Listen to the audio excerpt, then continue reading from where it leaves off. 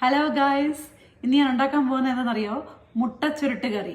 ഒരു പക്ഷേ എല്ലാവർക്കും അറിയായിരിക്കും, പക്ഷെ ഞാൻ ഉണ്ടാക്കുന്നത് എങ്ങനെയാണെന്ന് നിങ്ങളെ കാണിച്ചു തരാം. വാ. ആവശ്യമായിട്ടുള്ള സാധനങ്ങളാണ് ഞാൻ ഇവിടെ എടുത്തിരിക്കുന്നത്. 4 മുട്ട, കുനുകുനാന്ന് അരിഞ്ഞ സവാള, ഇഞ്ചി, വെളുത്തുള്ളി, പെരിഞ്ജീരകം, പട്ട, ഗ്രാമ്പു, കസകസ, ഇനി തുവർ ഡാൽ എടുത്തിട്ടുണ്ട്, സവാളയും പിന്നെ നമ്മുടെ തക്കാളിയും തേങ്ങാപ്പീര എടുത്തിട്ടുണ്ട്.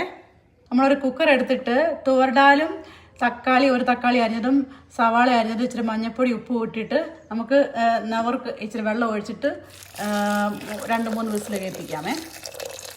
പാൻ വെച്ചിട്ട് നമുക്കിനിയുണ്ടല്ലോ പട്ട ഇടാം, ഗ്രാമ്പു ഇടാം, പെരിഞ്ജീരകം ഇടാം, കസകസ ഇടാം.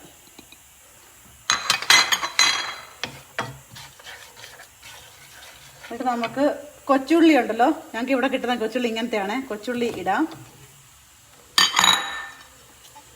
ഇഞ്ചി വെളുത്തുള്ളി ചെറുതായിട്ട് കട്ട് ചെയ്ത് ഇടാം. നമുക്ക് തേങ്ങാപ്പീര ഇടാമേ. അതിലൂടെ നമുക്ക് ഇച്ചിരി കുരുമുളക് പൊടി ഇട്ട് കൊടുക്കാമേ. തേങ്ങ വറുക്കുന്നതിൻ്റെ നല്ല മണമാണ്. ഇനി നമുക്ക് 1.5 സ്പൂൺ മല്ലിപ്പൊടിയും ഒരിച്ചിരി മുളക് പൊടി ഇടാം.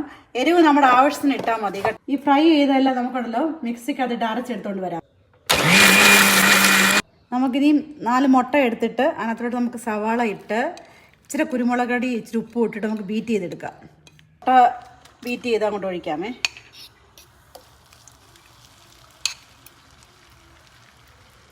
നമുക്കിത് ചുരുട്ടിയെടുക്കാം.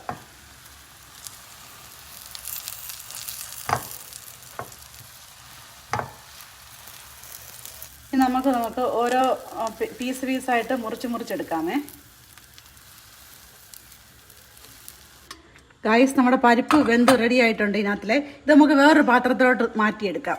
ചാസിന് എനിക്കൊരു പുതിയ നോൺ സ്റ്റിക്ക് പാൻ മേടിച്ചത് 2-3 ഉണ്ട്. അതിൻ്റെ പിടി കണ്ടോ, നമ്മളിങ്ങനെ ഞെക്കണം. ഞെക്കി കഴിഞ്ഞിട്ടുണ്ടല്ലോ, ഞെക്കിയിട്ട് ഇങ്ങനെ എടുക്കുന്ന കണ്ടില്ലേ, ഇത് കണ്ടോ, ഇതിങ്ങനെ കൊളുത്ത് പിടിക്കും. ഇങ്ങനെ കണ്ടോ, ഇത് ഇങ്ങനെ റിലീസ് ചെയ്യുമ്പോൾ ഇങ്ങനെ ആവും. അതാകുമ്പോൾ നമുക്ക് ഇങ്ങനെ പിടിക്കുകയും എടുക്കുകയും ചെയ്യാം. ഇനി നമ്മൾ ഫൈനായിട്ട് അരച്ച് വെച്ച അരപ്പ് അങ്ങോട്ട് ഇടാമേ.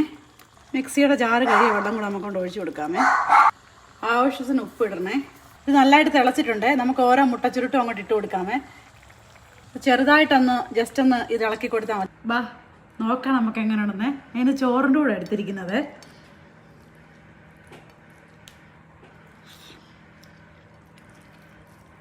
നല്ല ടേസ്റ്റ് ഉണ്ട്. നിങ്ങളും ഉണ്ടാക്കി നോക്കണം കേട്ടോ, അടിപൊളിയാണ്.